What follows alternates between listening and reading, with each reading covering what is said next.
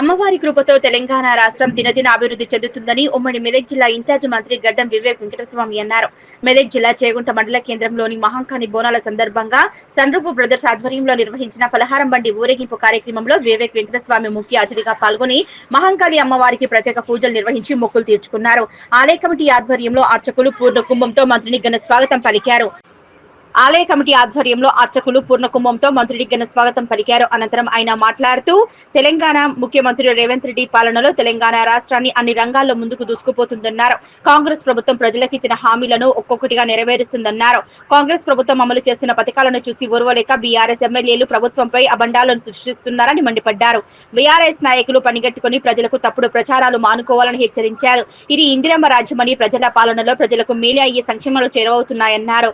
ప్రభుత్వం ఏర్పడిన వెంటనే 23,000 కోట్లతో రైతులకు 2 లక్షల రుణమాఫీ చేసిన ఘనత కాంగ్రెస్ కే దక్కిందన్నారు. నీళ్లు నిధులతో గత బీఆర్ఎస్ ప్రభుత్వం గొప్పలు చెప్పి మోసం చేసిందన్నారు.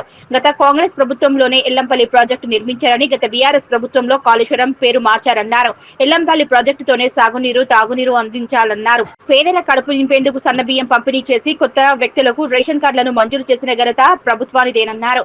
ఇల్లు లేని పేదలకు ఇండ్లు ఇందిరమ్మ ఇండ్ల పేరుతో ఇండ్లు నిర్మించడం జరుగుతుందన్నారు. దుబ్బాక నియోజకవర్గంలో 3,500 ఇండ్లు మంజూరయ్యాయని, మరో 3,500 ఇండ్లు మంజూరుకి ప్రభుత్వం కంకణం కట్టుకుందన్నారు. విద్యా వైద్యం చౌక్యం చేయడానికి ప్రభుత్వం సిద్ధంగా ఉందన్నారు. ఈ కార్యక్రమంలో కాంగ్రెస్ జిల్లా అధ్యక్షులు ఆంజనేయులు గౌడ్, దుబ్బాక నర్సాపూర్ కాంగ్రెస్ ఇన్ఛార్జీలు చెరుకు శ్రీనివాస్ రెడ్డి, ఆవుల రాజిరెడ్డి, రాష్ట్ర నాయకులు సుప్రభాతరావు, కాంగ్రెస్ మండల అధ్యక్షులు నవీన్లతో పాటు తదితరులు పాల్గొన్నారు.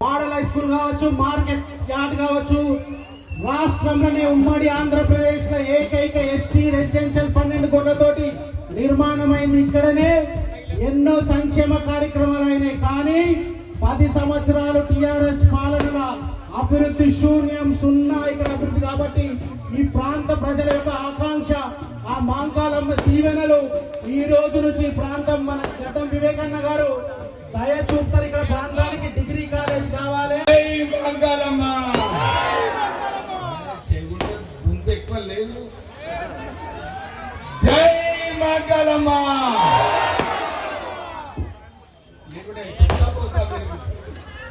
జై మంగళమ్మ. ఈరోజు చేగుంట ప్రాంతంలో ఈ బోనాలు పండుగ, ఈ మంగళమ్మ పూజలు చేసుకొని మీ అందరితో ఈ బోనాలు పండుగ చేసుకోవాలంటే చాలా సంతోషంగా ఉంది. ఇప్పుడే మన శ్రీనివాస్ రెడ్డి గారు చెప్పారు, ముత్యం రెడ్డి గారు ఎట్లా పనిచేస్తారు ఈ దుబ్బాకలో అని. నేను కూడా ఆ రోజులలో రావడం జరిగింది. తెలంగాణ ఉద్యమంలో చేగుంటకు వచ్చి మన ముత్యం రెడ్డి గారితో ఇక్కడ పలు కార్యక్రమాలు పాల్గొనడం జరిగింది. తర్వాత శ్రీనివాస్ రెడ్డి గారు కూడా పాదయాత్ర చేసినప్పుడు నేను కూడా వచ్చి వారితో పాల్గొని తెలంగాణ సాధనలో మేమందరం కూడా పనిచేయడం జరిగింది. కొత్త ప్రభుత్వం వచ్చింది, కాంగ్రెస్ ప్రభుత్వం వచ్చింది. రేవంత్ రెడ్డి గారు మీ అందరికీ మొన్న ఎలక్షన్లలో ఏదైతే మాట ఇచ్చినారో, ప్రజల ప్రభుత్వం ఉంటుంది, ప్రజల కోసం సేవ చేస్తామో, ప్రజల కోసం మేలు చేస్తామని చెప్పి వారు ఏదైతే మాట ఇచ్చినారో దాని ప్రకారంగానే మనందరికీ కూడా మీరు చూస్తున్నారు.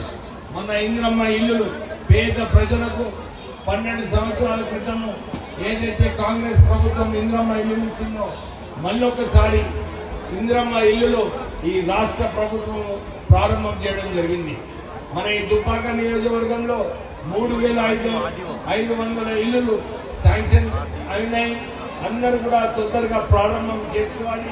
ఎందుకంటే ఇంకొక 3,500 ఇల్లు త్వరలోనే రాబోతున్నాయి. మీ అందరికీ కూడా రేవంత్ రెడ్డి గారు కంకణం కట్టుకున్నాడు. మాట ఇచ్చిన మాట నిలబెట్టుకుంటా నేను ఇందిరమ్మ ఇళ్లతో పాటు వారందరికీ కూడా 200 యూనిట్లు ఫ్రీ కరెంట్ ఇవ్వడము, రాజీవ్ ఆరోగ్య పథకం కింద 10 లక్షల రూపాయలు ఫ్రీ ట్రీట్మెంట్, మహిళలకు ఫ్రీ బస్ ట్రావెల్, దాంతో పాటు గ్యాస్ కూడా 500 రూపాయలలో ఇవ్వడం జరుగుతుంది. మీ అందరికీ ఎవరు కూడా ఊహించలేదు 9,000 కోట్ల రూపాయలతోని సన్నబియ్యం కూడా అందరికీ ఇవ్వడం జరుగుతుంది. దాంతో పాటు రుణమాఫీ 23,000 కోట్లతోని రైతులకు రుణమాఫీ కూడా ఒకటేసారి ఈ దేశంలో ఏకైక రాష్ట్రము మన తెలంగాణ రాష్ట్రము. కాంగ్రెస్ ప్రభుత్వము 23,000 కోట్లతోని మీ అందరికీ రుణమాఫీ చేయడం జరిగింది. కానీ ఇది సరిపోదు. మేము ప్రజలకు సేవ చేయాలి. అన్ని ప్రాంతాలలో మంచి విద్య, వైద్యము చౌక ధరలు చేయాలని చెప్పి రాష్ట్ర ప్రభుత్వం కంకణం కట్టుకుంది.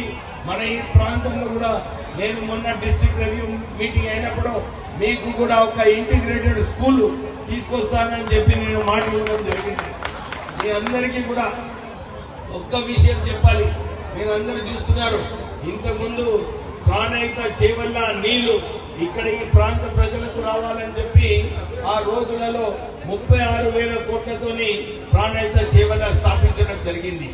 కానీ టిఆర్ఎస్ ప్రభుత్వం వచ్చిన తర్వాత కేవలము రీఇంజనీరింగ్ అని చెప్పి ఇది కాళేశ్వరంకు తీసుకుపోవడం జరిగింది. కాళేశ్వరం కూలిపోయింది. 4 సంవత్సరాలలో 1,200 టీఎంసీ నీళ్లు రావాలి కాళేశ్వరం ప్రాజెక్టు.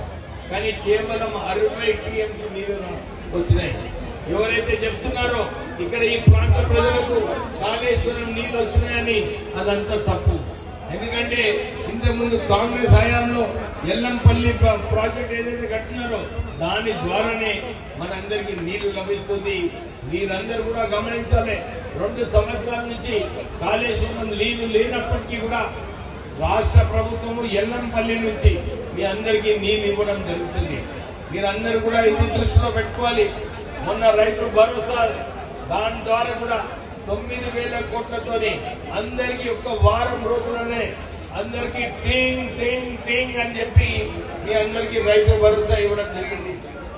శ్రీకాంత్ ఆధ్వర్యంలో ఇంత చక్కటి కార్యక్రమం ఈ రోజు చేసినందుకు చేకుంట ప్రజలందరికీ కూడా పేరు పేరున మీ అందరికీ అభినందనలు చెప్తూ నాకు ఈ కార్యక్రమానికి పిలిచి ఇక్కడ ఆహ్వానించినందుకు మీ అందరికీ కూడా కృతజ్ఞతలు చెప్తూ ముగిస్తున్నాను. జై మంగళమ్మ, జై